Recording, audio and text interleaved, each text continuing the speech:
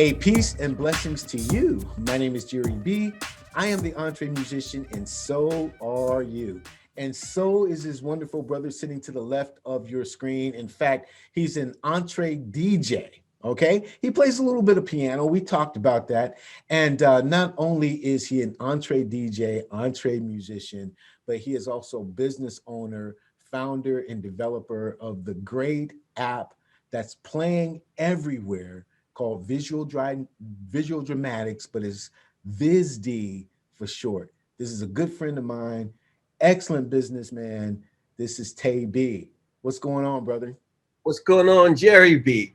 Man, this is the second conversation that we're kind of having online on this platform, but we have many conversations, and I want to begin by just giving you my heart of gratitude, how you've embraced the EntreMusician, put us on blast on VIZ-D, and allowed us to be one of the featured shows of the many, many shows and platforms that you have on your wonderful channel. Congratulations to you, and thank you, bro.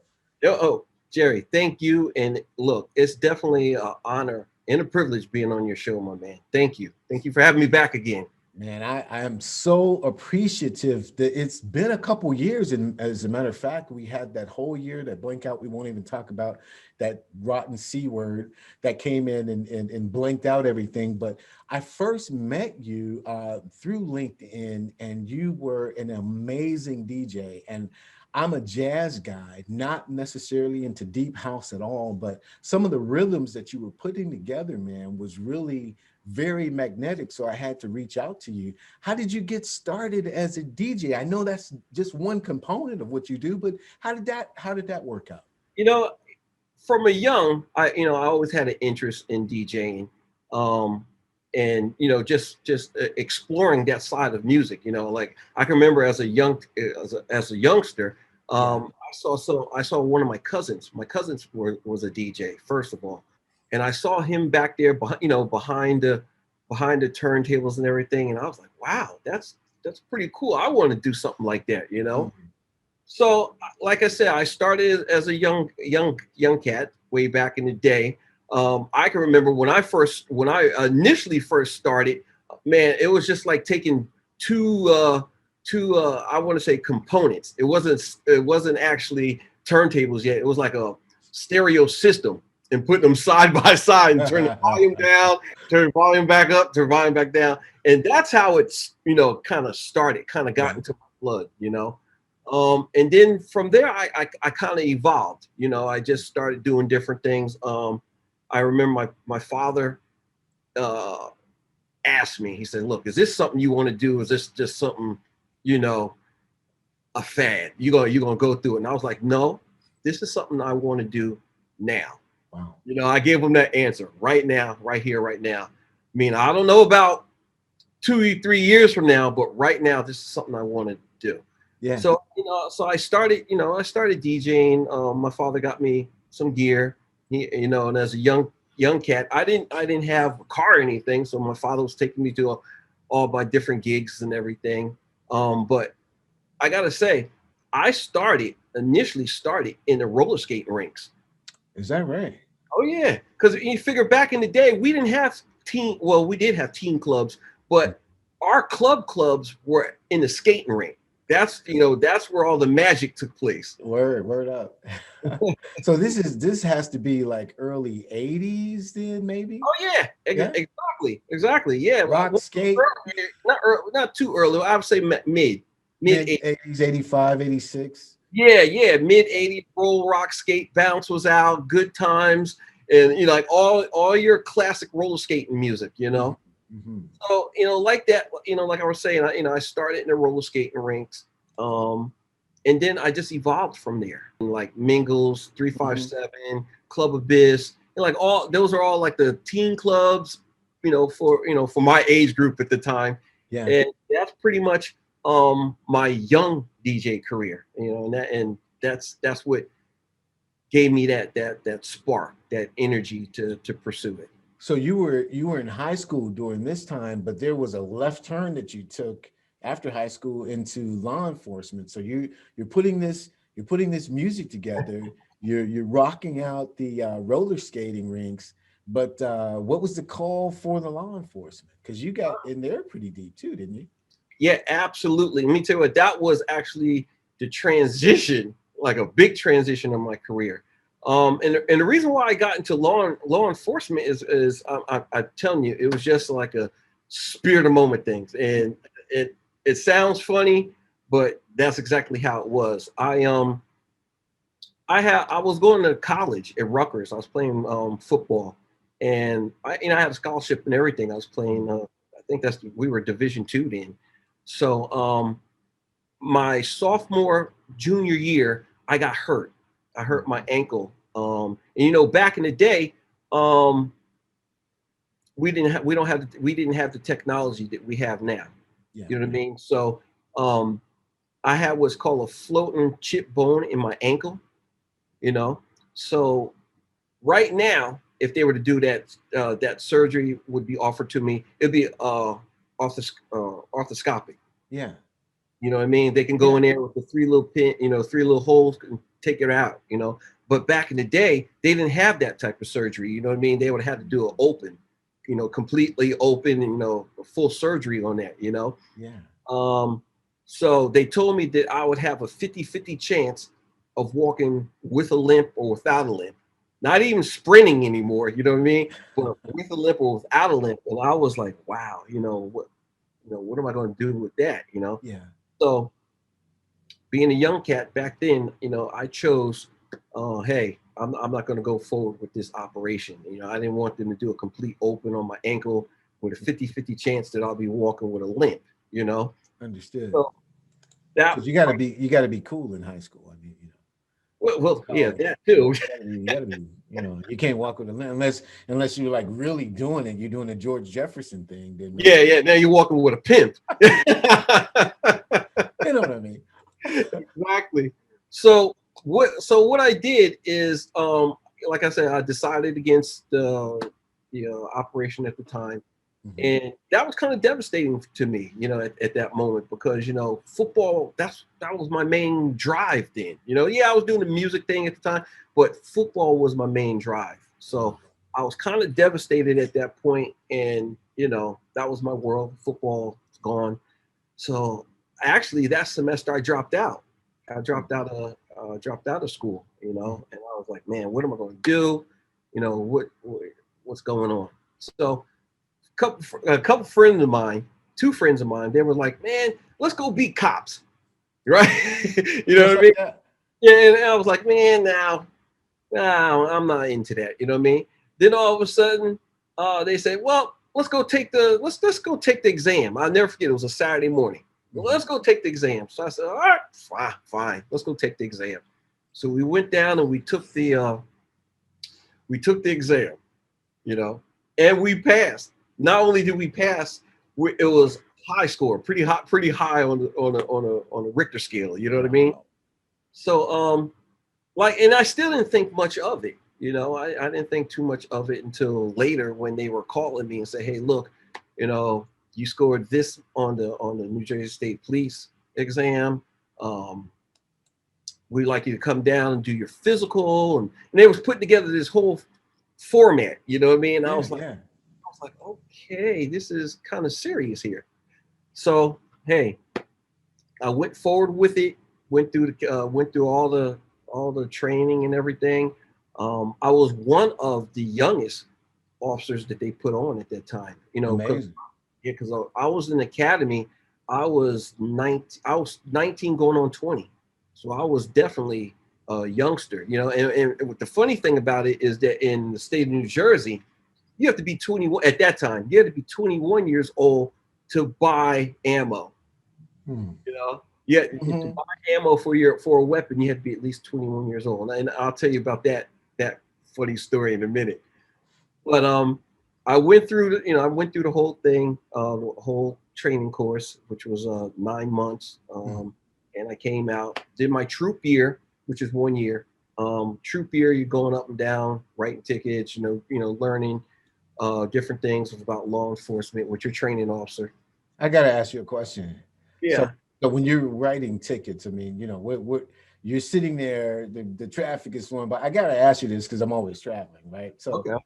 you know, you're sitting there right now. Are you really like targeting people? And what's your I know this is off the beaten path, but what you know, what is the jurisdiction of saying, okay, we got to pull this guy over as to, well, you know, the young cadet here needs practice, so we're just going to pull anybody over.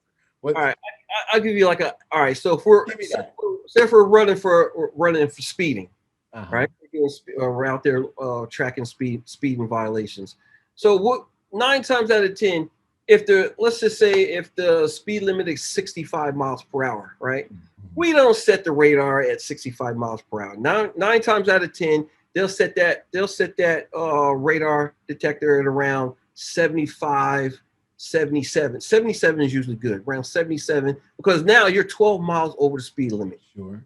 You know, so they set it around there. Okay, so now that's the parameter. That's what we're watching. Gotcha. But then you got to look at the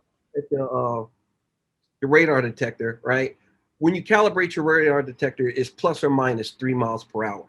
So now that 77 is probably like roughly 79, 80. You know what I mean? So now you're pretty much 15 miles over the speed limit before we even come out of the pocket. Understood. Yeah. So yes, those are like the parameters. And then, oh, I'm sorry. And another thing, 60, 65, usually around 80 miles per hour, you know, you'll come out after the person, you know. Mm-hmm. 60, 65, however, if you're traveling 40 miles per hour, you're bringing, you know, it's called impeding the flow of traffic. Now you're going too slow. Gotcha. You know what I mean? So now we're going to come out after that too, because that's just a little suspicious. You know what I mean? Like you're traveling on a major highway that's 5 miles per hour and you're only doing 40. Right. That could also be like a lot of the elderly seniors would travel at that around those speeds as well. And what that's indicating is that, you know what, maybe they shouldn't be out there just yet. Understood. You know what I mean? Or not just yet, still. Not just yet, still out there. Yeah, they shouldn't, you know, they may not still be out there. They don't feel comfortable. So, you know, that's you know, that's something to highlight as well, because that's a safety.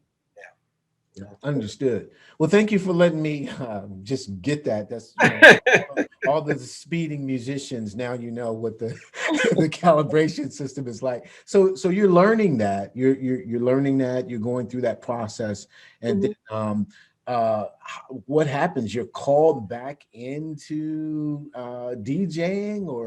Oh yeah. So you know, like I said, that was my troop year. So going into my second year. Like I said, I was you know, I was pretty young, so they decided to use my youth and my music skills. You know, so, I went into a drug narcotic task force. I got recruited to be on the drug narcotic task force, and my cover, I was a DJ. Apropos. Yep, the cover was DJ, because you know, figure back in the 80s, back in those 80s, early 90s, where did most of your drug transactions take place? In the DJing booth. And the reason why it was the DJing booth is because that was the VIP room then. You know, the VIP room was always connected to the DJing booth. It was either to the left or to the right.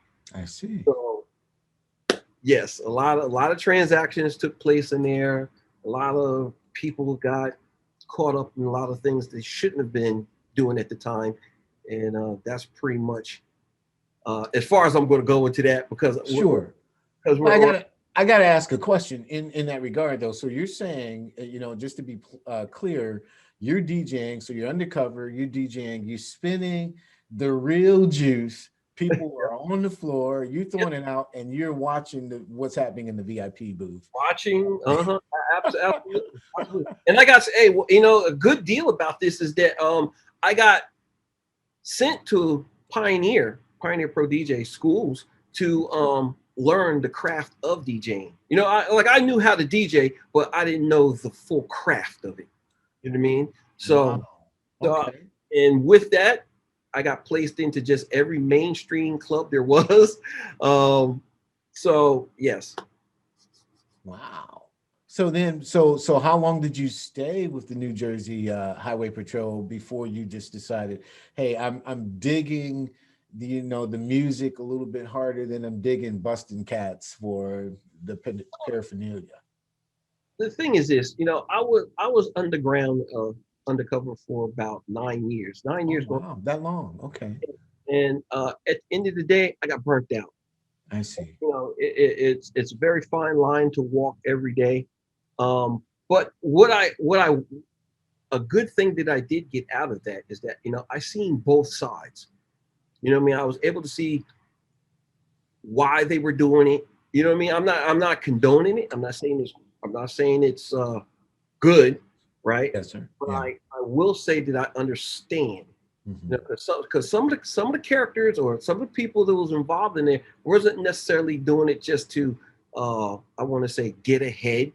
That was their job, pretty much like how we did a 9 to 5. That was their 9 to 5. Wow. You know? Oh, And interesting. yeah, and I was able to see both sides of that. You know, Mhm. some but in the same breath, there was some out there that was just, you know, that, you know, the old Nino Brown thing, Wow. Yeah. from New Jack City. That, you know, it Right. was just a greed thing. It was a power thing. It was, just totally corrupt. Yeah. You know, and a lot of people got hurt behind it. Understood. You know, but that's not your low soldier. You know what I mean? They had different levels too. You know what I mean? It's pretty crazy because they ran. Let me tell you what. If they were to take the how they run their business, the drug industry back then, if they were to take that and they were to put that on Wall Street, Uh-huh. it'd be a Fortune 500 company. I'm Wow. telling you, they had levels of security, they had distribution, they had the whole thing down. Wow. Wow. That's interesting. So 9 years, you're burnt out. You're saying, okay, what's next for me is I'm really digging the music thing. I've been to school for it, and I'm gonna make it my full-time career. Well, Is that? I didn't go to it full time career because you figured throughout that whole time it was my full time career. You know, Oh, yes, I I was a see. cover, but I was doing the music thing as well. Um, So were you known? So you, I mean, undercover being what it is, but you were known. I mean, you were getting a rep around those area clubs as the guy to really dance to because he's going to make the party work. yeah, now I was an IDRC DJ out, in New York City. What does that mean? That was like the old school. That was like the record pools in the industry that you had to be into to work in any New York club back in the day. You had to be a part of the IDRC. I see. Um, Okay. so with that being said, yes, I was mainstream. I was doing like I was in the tunnel. I was Hmm. in the limelight. I was in the Palladium. You know, those were like the mainstream clubs back there. Yeah. Sound Factory. I was, and even the garage here here in New Jersey on the New Mhm. Jersey side. But like I was saying, like a lot of the mainstream clubs that like a lot of these things were going on was in either New York or New Jersey. Gotcha. So Now you were hanging around with people like Frankie Crocker and whatnot, right? oh yeah, so some of my mentors or the people I definitely looked up to. There was like Frankie Crocker was on the radio. He was a radio guy. BLS, I Frankie think. Crocker, the chief rocker on WBLS. Yeah. Um, but I want to say some of like my club mentors were like Roman Ricardo, Mm. Frankie Knuckles, Chief Scott LaRock, all those guys, and they used to come into a club and then just go crazy. I mean, they used to just bring magic to the floor, and I Wow. love that whole ambience. And it's another thing too about I want to say Northeast DJs, Hmm. uh, people from the East Coast, like the northern side, whether it's Jersey or New York. We just have like just this different flow. I Mm. mean, if somebody comes on behind the decks from New York or New Jersey, you know it instantly. It's just like a Chicago DJ, who's Gotcha. playing that old school house, that the Mr. Fingers. As soon Yeah. as Yeah. Yeah. you definitely know, wow, they're from Chicago. Right. So it's just a different flavor, just a different type of um how we run the energy on the floor. Do Nine you times think out it's of more 10, aggressive than say West Coast? I want to say it's more aggressive because we run more vocals. Like we'll rock a vocal, and then drop a slamming bass line with it, or tweak the vocals out, like just run highs, and then slam a bass track in, and that just like brings energy to the floor, and those guys were notorious for it, especially Roman Ricardo. Guy just brought a lot of energy. Frankie Knuckles, like I was saying, Scott LaRock, even Flex started coming on to the scene back then. DJ Funkmaster Flex, So there, like I said, there was a lot of great DJs. There were a lot of good mentors. I know I left out some, like Roger Sanchez and all those guys. Lil Lula Vega. So look, that's a little story right there too. I remember when it's Louis Vega now. I remember when he first came on the scene, it was Lil La Vega. You know what I mean? That's taking him way back, and every now and then because I grew up with that, I say it and I'm like, man, I got to correct myself here. It's Lula Vega now, He dropped the Lil, right? Oh yeah. So about me too, I had to change my whole my DJ name. So back in the scene, during those times, I was DJ Bam Bam of SPI, which is Starlight Productions International. I see. So when I changed, I had to change my name. When I came back from one of my, this is fast forwarding now. When I came back from one of my tours, my military tours, and I wanted to get back into DJing and get into the music side of the things, and I was like, I can't go with this DJ Bam Bam thing anymore. Yeah, it was cool back then, but now, no, I'm just not feeling it.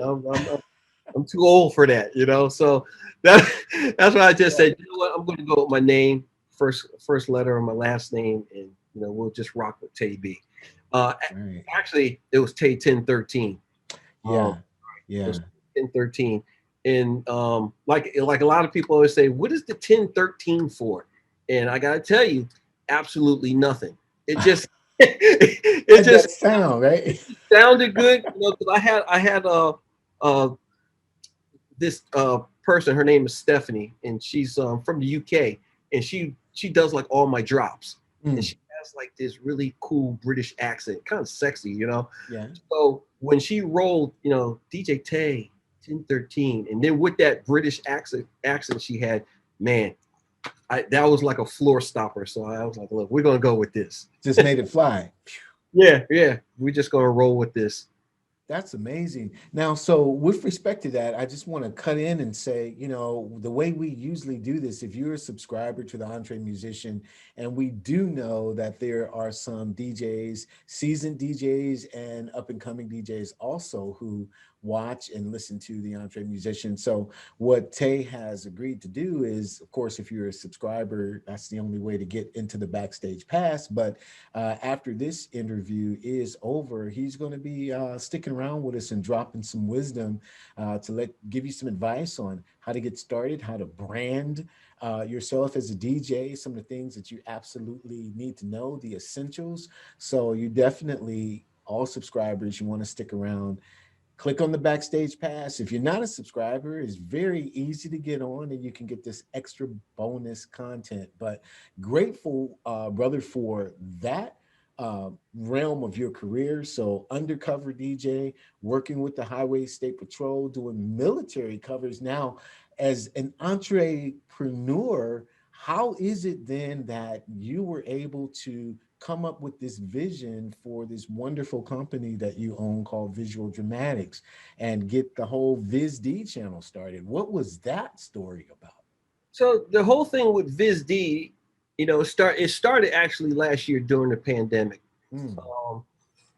And I got to be honest with you, I was tired of the mainstream media. What they were doing, what I felt they were doing at the time was just crazy. They were taking, I think they were taking advantage of people that didn't understand survival skills. Wow. And they were showing them in their worst capacity. I mean, they were, when last year when the COVID pandemic was going through its thing, especially when it first initially started, And then we had like these, I'm not going to say a total martial law, but we were isolated. Sure. People didn't know how to react to that. That's never happened here in the US. Yeah. You know what I mean? So the people weren't prepared for this. They didn't have their basic necessities and survival things in their house. Like one of my neighbors didn't even have candles or matches in his house, like extra matches, you know, or spare batteries, extra batteries. Yeah. You know, and look, that was just something little. I'm not even going to get into the bigger things that they should have had, you know, on hand, especially as a homeowner, you know, if in case emergency happened, you know, things happen, you know. Correct. And I thought that the mainstream media was definitely targeting a lot of people of color, minorities, you know, and there was a lot of minorities that did not know how to react to this. So I said, you know what? And it got to the point where every time you turned on the television or you went to the internet, that's all you saw. You saw people of color or minorities in a bad sense, you know, doing crazy things that, you know, they just didn't understand, you know? So I was like, look, I need to come up with a platform or something where, look, we can show good things. Because look, outside of, you know, like I get it. A lot of devastating things happened last year. You know, so there was people that lost their lives. There's people that lost their jobs. You know, there was people that, you know, just, you know, did not know how to react, like I said, once again. But however, with all that going on, look, there was a lot of good stuff going on as well. There was a lot of good stuff going on, but guess what? It wasn't getting reported. You didn't hear about it. I didn't hear about it. You know what I mean? It just wasn't getting reported. That's absolutely right. That's one of the reasons I put together VIZ-D, Visual Dramatics. And what we do is it's a military term. We hunt the good stuff.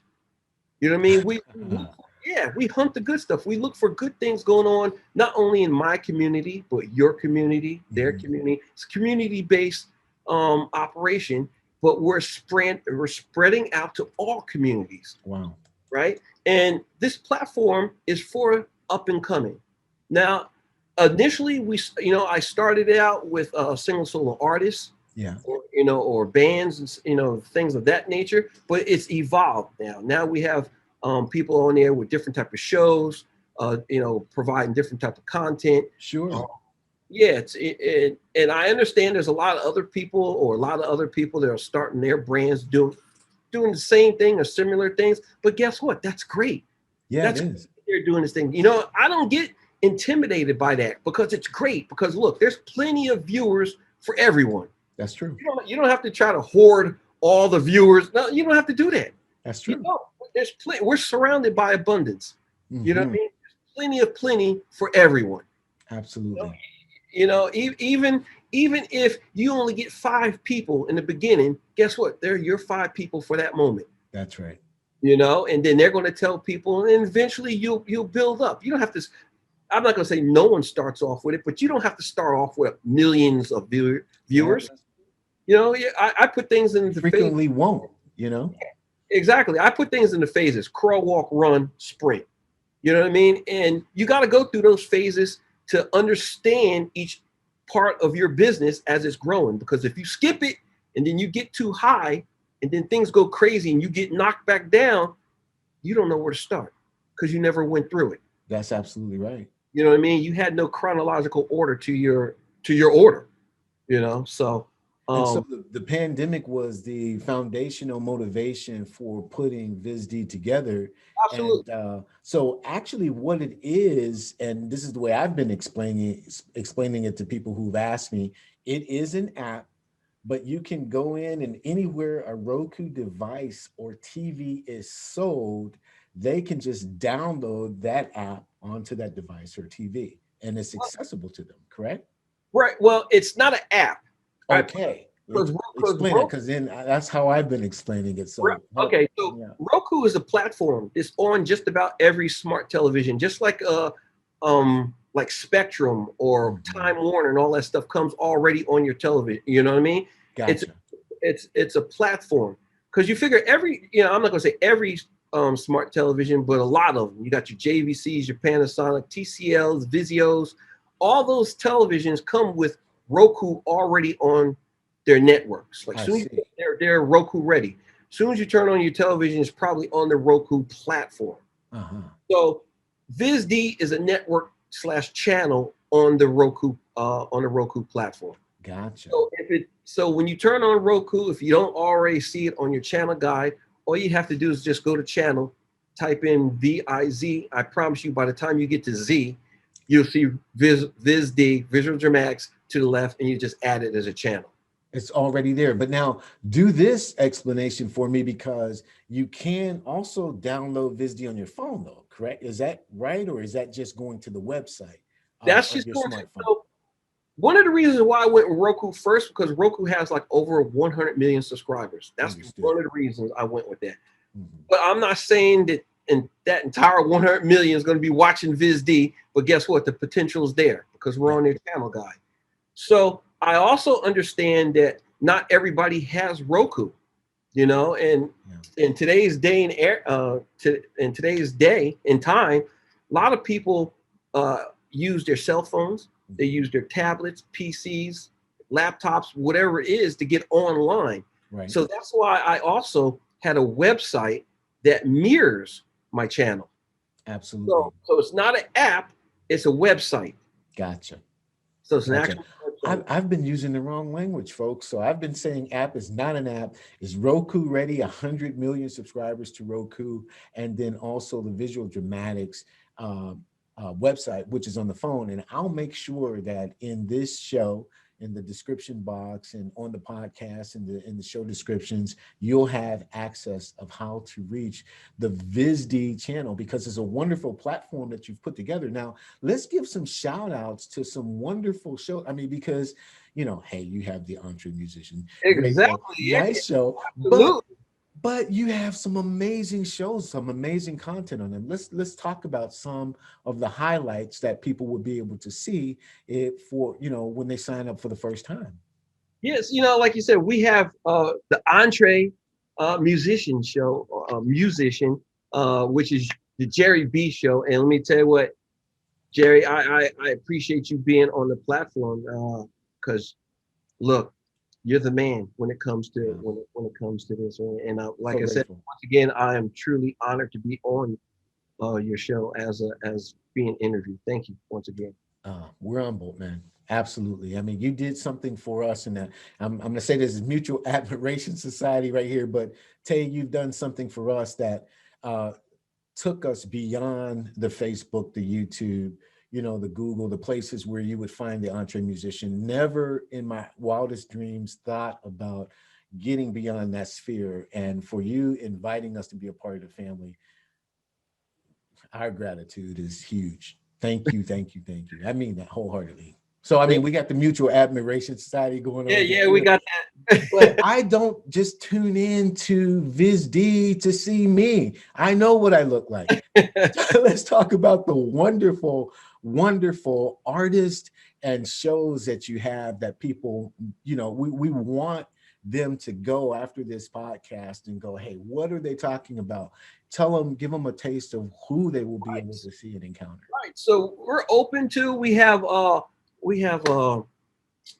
I got caught for words there. We have so many great people on the network. We have Isolation Nation, which is out of Anchorage, Alaska, and the host on that is Beulah Kiri. Yeah. And she just happens to also be one of the hosts for VIZ-D exclusives as well. And her show, you know, it lets people see and hear and learn about different things going on in Alaska. You know, because Alaska is beautiful.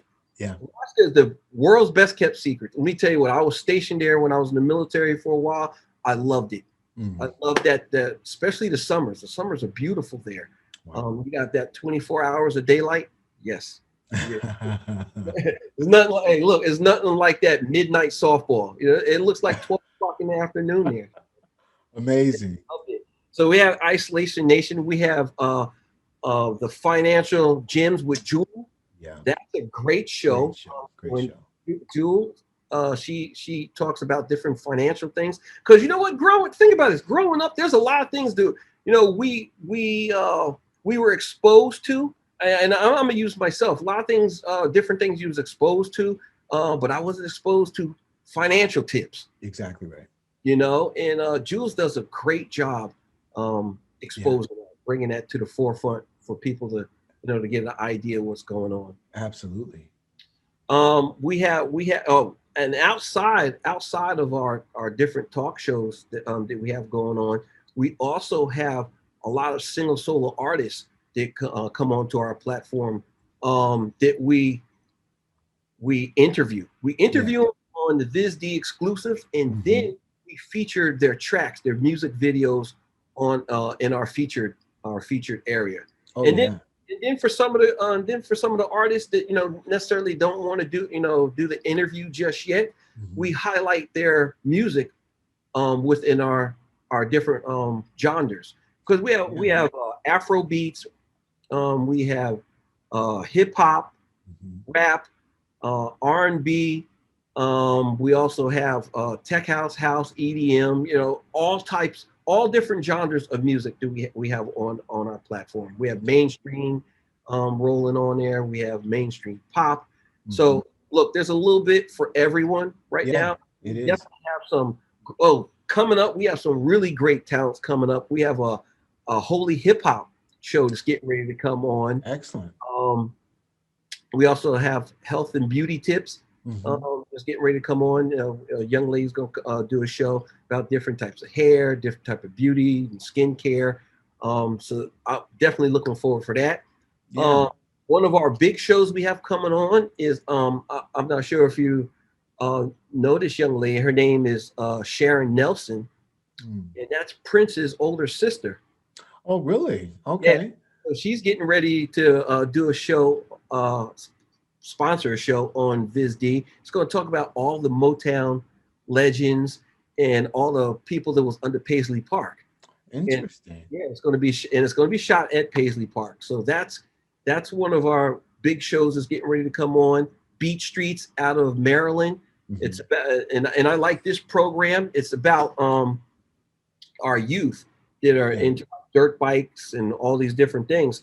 So from what I'm hearing, because I don't know too much about the Baltimore area, but from what I'm hearing is that in Baltimore there's a lot of kids that are into these dirt bikes, street bikes, and they're riding them on the street. And what's happening is that the local police, they're doing their job. They're policing them up and impounding in their vehicles and everything. I see. But what the Maryland police officers are doing now is that all the bikes that they confiscate or they impound on the weekends, they're putting together a program for these youth to come down on Saturdays and learn how to ride properly. Wow. Right. That's excellent. Yeah. So we're looking forward to that show as well. And what it does as well, now it shows that, yes, there are some not so pleasant officers out there. You know what I mean? Sure. But that doesn't spoil the barrel. Right. I mean, every barrel has their few monkeys, but like I said, it doesn't spoil the barrel. Absolutely. And this is, I think, it's great to see the community now out there with our youth doing something constructive. Absolutely. Teaching them how to ride. The big thing now is like you see on the TikTok and all over the place, they're riding wheelies and they're doing great tricks, but they're doing it in the middle of the street, running through red lights. It's a hazard. Certainly. It's completely unsafe. So now they're putting an area where the young youth or anybody that wants to learn how to ride properly can in a specific area. Wow. Well, you touched on two things that I would like to take a minute or two to explore. The first one being going back to the artist that you feature, the different shows, the interviews. How would someone who is watching this, who has a great video or great content, how are they getting in touch with VIZ-D so that their content can be included on your platform? You let us know how to do it, and I'll make sure that I link to it in the show notes so that they could hit you up. But how do they do that? Absolutely, Jerry. Thank you. Quick way, just hit us up in our email. which is TalentScout. That's all one word, TalentScout at VizuewlDramatics.com. Excellent. That is the link where you can. We are accepting all submittals, all submissions, Yeah. all our business is done through there. Or hit us up on our IG page, our Instagram page. Just leave a message that you have an interest. Hit us up on a Facebook, Twitter, Yeah. or right on the VIZ-D on the Visual Dramatics webpage itself. Now it's hard to do that through a Roku device, whether if you're watching through television, but if you go through the website, definitely there's a section on there that says contact us. Put your information in there. We'll set up a Zoom meeting with you. Yeah. We'll go over the different packages that we offer for different single solo artists or content providers. Man, that's absolutely excellent. I'm grateful that you present that on ramp to your platform, because again, with the way that algorithms are changing, whether you're on IG or your YouTube or what have you, you may be an excellent artist out there who's not getting the views or not getting the numbers, and here yet is another opportunity for you to get your artistry out there. I'm grateful for the eyeballs that you've laid on the EntreMusician who would never come to either our website or our YouTube channel, but because we are in the mix, you've allowed that platform to rise for us. So, I'm the type that, freely you receive, freely you give out. This is not, and you're that type of person. You're a very generous heart. So you're not like, okay, well, we're just going to hoard this to ourselves. I mean, you've made it available to so many different people. And like you said, with the variety of shows that you offer on VIZ-D, it's just amazing. I mean, you could spend a day watching content and never be done with it. It's a channel that you can access for very, very good content, and I'm grateful to be a part of it. So thank you for answering that. Now, the second one is a little off the beaten path because of what you brought up with respect to what they're doing in Maryland. Now, we are not at all a political show, but you do have a background in military and in law enforcement, and you said something that was very key with respect to, yes, in every police department, there may be some police officers who are not with the rank and file of what's best for the community. But the question I want to ask is, there seem to be, in the mainstream media specifically, this whole 2 or 3 months we had with defunding the police. And I thought, this is just Jerry thinking that this is not the best idea that I've ever heard. And I've never really talked to another officer, especially I'm in Northeast Ohio, you're out in San Antonio, Texas area, if I'm not mistaken. Right. And I've not talked to someone across the United States to say, well, what do you think about that notion of even defunding the police? And so we'll be political for about 45 seconds or so, but I would love to get your purview because you wore the badge. So how I see it is this: when you're out there trying to do the job now, we're, as much as people don't want to believe it, we're at a limited budget. It's hard enough to do to do the job. Yeah. Now worrying about being defunded even more. If anything, we need more officers on the job. We need more visibility. This is where the problems come in. It's because of lack of visibility. It's like it's almost like that job structure thing. If the boss isn't around, I'm not going to work as hard, right? Right. Yeah. If law enforcement or people of authority aren't around, I could act up. Mm-hmm. That's almost like the mind. I want to say the mind state of some people, not all. You know what I mean? We cannot say all, or we cannot say just one minority group. We can't label that, but it's just a few out there that get exploited. It's a few out there that's always on scene. There's a few out there that's always showing off. I just keep it transparent, showing off. Yeah. Because like I said, there's a lot of great people out there but they're surrounded by just a handful of not so great people, and defunding would make it a lot worse. Gotcha. Because we saw what happened in a certain area. I'm not even going to say that the state, but we saw what happened. We saw what happened when they allowed them to take over that precinct, because that wasn't allowing. They just weren't fighting back. I got to be honest with you. It wasn't that, they just ransacked and took over that place. No, they allowed them to take over that place. There was a lot of political things going on there. They didn't do a stronghold, so they let them take over the place. And we saw what happened with, we saw exactly what happened when those people took over this place. Exactly. The people who were in they were afraid. You know what I mean? Afraid to come out their own house. And then things were happening, and they were wondering why the police weren't responding. It's because that's what happened. You take the police presence out of the area, but then you want police enforcement going on. You can't have both. Right. That's right. No, you can't have both like that. You either got to have the presence there or not.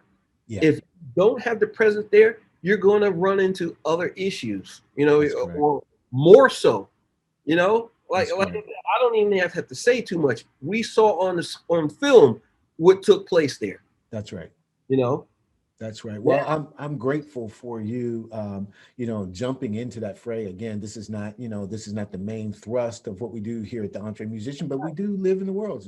Musicians, we live in the world. We're part of culture, and there can be political spectrums on both sides, and maybe in the fringes of the extremes of whatever ideology.